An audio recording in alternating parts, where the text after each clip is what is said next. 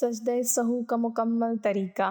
نماز پڑھنے کے دوران اگر شبہ ہو جائے کہ میں نے 4 کی جگہ 5 رکعت پڑھی ہیں یا 4 کی جگہ 3 پڑھی ہیں یا کوئی چیز نماز میں رہ گئی ہے یا زیادہ پڑھ لی ہے جس کا شک ہے یقین نہیں، ایسی صورت میں سجدہ سہو واجب ہے یا بسم اللہ الرحمن الرحیم۔ سجدہ سہو نماز میں کسی غلطی یا شک کی صورت میں ادا کیا جاتا ہے۔ اگر نماز میں کسی رکعت کی تعداد میں شک ہو جائے، مثلاً یہ یقین نہ ہو کہ 4 رکعتیں پڑھی ہیں یا 3، یا کوئی اور غلطی ہو جائے تو سجدہ سہو کرنا واجب ہے۔ سجدہ سہو نماز میں ہونے والی چھوٹی غلطیوں یا شکوک کو درست کرنے کا ایک شرعی طریقہ ہے۔ اس کے بارے میں مزید اہم معلومات درج ذیل ہیں۔ نمبر 1، سجدہ سہو کے اسباب۔ سجدہ سہو درج ذیل صورتوں میں واجب ہوتا ہے: رکعات کی تعداد میں شک، مثلاً 5 رکعت والی نماز میں 4 یا 5 کا یقین نہ ہو، کسی واجب عمل کا چھوٹ جانا جیسے قاعدہ اولیٰ میں تشہد نہ پڑھنا یا سورہ فاتحہ کے بعد کوئی سورت نہ پڑھنا، نماز میں کسی عمل کا بھول کر تاخیر یا تقدیم، مثلاً رکوع سے پہلے سجدہ کر لینا، نماز میں اضافہ کرنا جیسے 1 رکعت بڑھا دینا۔ نمبر 2، سجدہ سہو کا طریقہ مختصر۔ حنبلی، شافعی اور مالکی مسلک: سلام پھیرنے سے پہلے سجدہ سہو کیا جاتا ہے۔ حنفی مسلک: سلام پھیرنے کے بعد سجدہ سہو کیا جاتا ہے۔ طریقہ: 2 سجدے کیے جاتے ہیں، ہر سجدے میں سبحان ربی الاعلیٰ پڑھا جاتا ہے، پھر تشہد اور سلام پھیرا جاتا ہے۔ نمبر 3، اہم مسائل اور تفصیلات۔ رکعت کا شک: اگر نماز میں شک ہو کہ کتنی رکعتیں پڑھی ہیں تو کم تعداد کو بنیاد بنا کر نماز مکمل کریں اور آخر میں سجدہ سہو کریں۔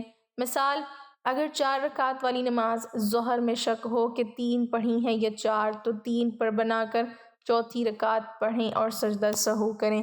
واجب کا چھوٹ جانا: اگر کوئی واجب عمل جیسے پہلا تشہد بھول گئے تو نماز کے آخر میں سجدہ سہو کر لیں۔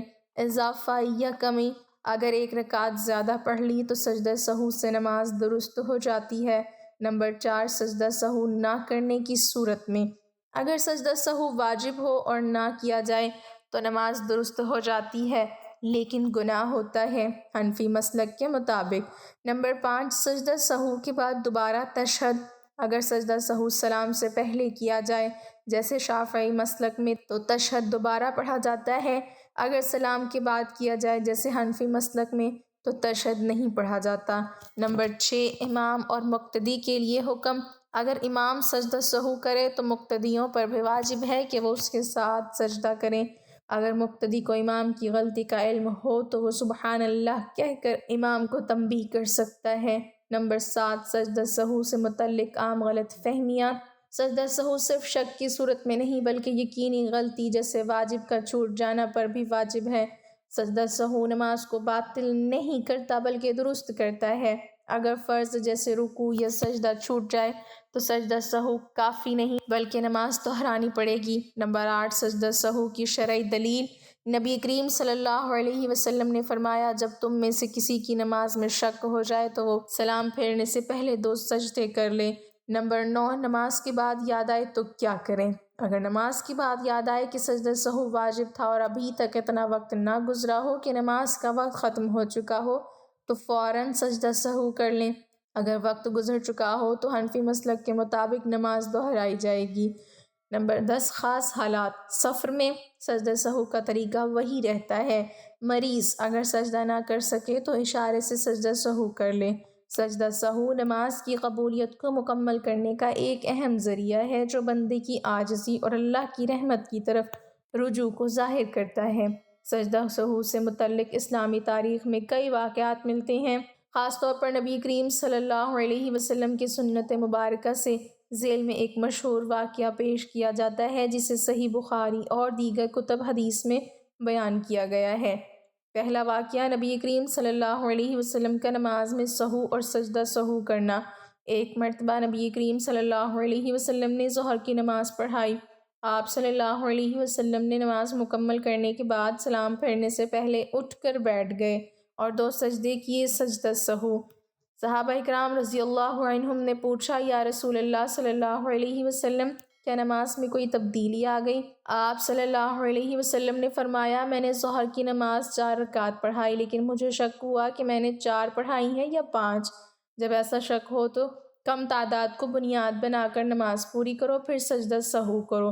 اگر میری نماز 4 رکعت ہوتی تو یہ سجدہ شیطان کو ذلیل کرنے کے لیے ہوتا، اور اگر 5 ہوتی تو یہ سجدہ نماز کو پورا کر دیتا۔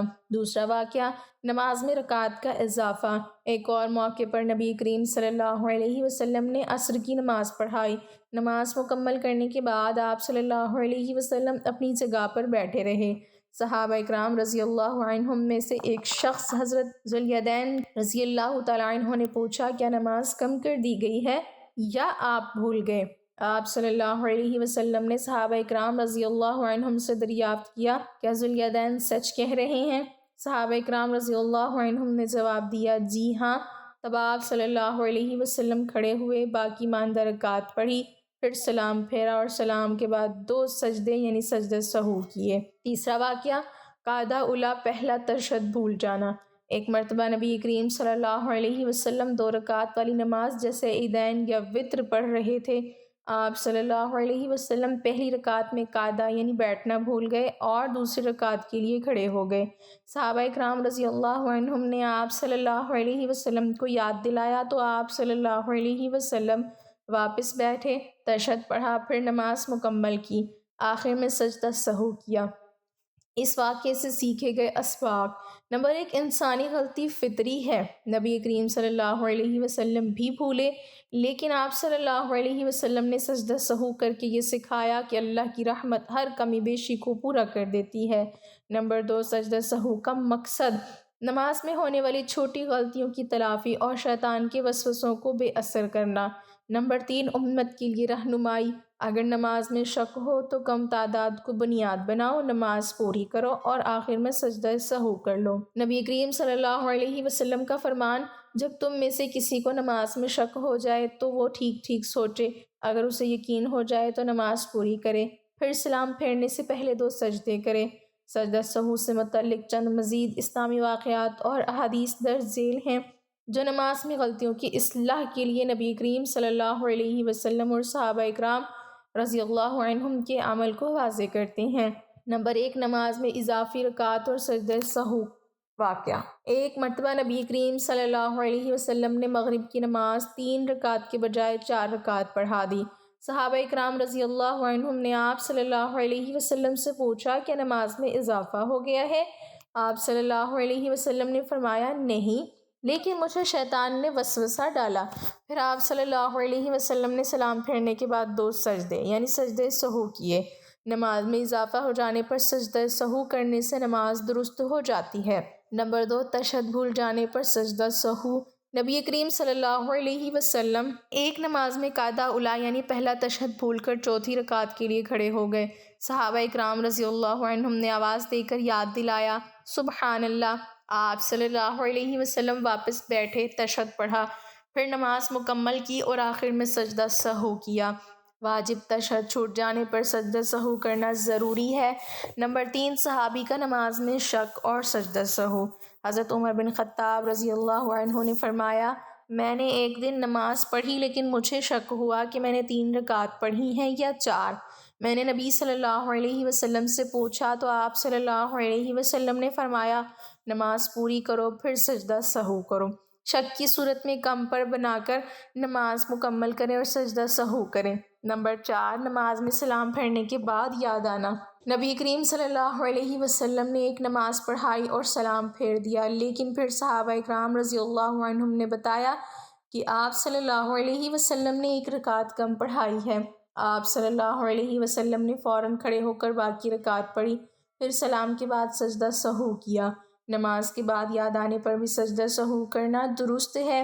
نمبر 5، امام کا سجدہ سہو اور مقتدیوں کا اتباع۔ نبی کریم صلی اللہ علیہ وسلم نماز پڑھا رہے تھے کہ شیطان کی وجہ سے بھول گئے۔ آپ صلی اللہ علیہ وسلم نے نماز کے آخر میں سجدہ سہو کیا تو تمام صحابہ کرام نے بھی آپ صلی اللہ علیہ وسلم کے ساتھ سجدہ سہو کیا۔ امام کے سجدہ سہو پر مقتدیوں کو بھی سجدہ کرنا چاہیے۔ نمبر 6، نماز میں بات کرنے پر سجدہ سہو۔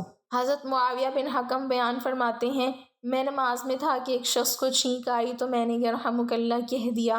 لوگوں نے مجھے ٹوکا، لیکن نبی صلی اللہ علیہ وسلم نے فرمایا نماز میں بات کرنا جائز نہیں، صرف تسبیح یعنی سبحان اللہ، تحمید، الحمدللہ اور تکبیر اللہ اکبر کہو۔ پھر آپ صلی اللہ علیہ وسلم نے مجھے نماز دہرانے کا حکم نہیں دیا بلکہ سجدہ سہو کرنے کو کہا۔ نماز میں غیر ضروری بات کرنے پر سجدہ سہو کرنا کافی ہے۔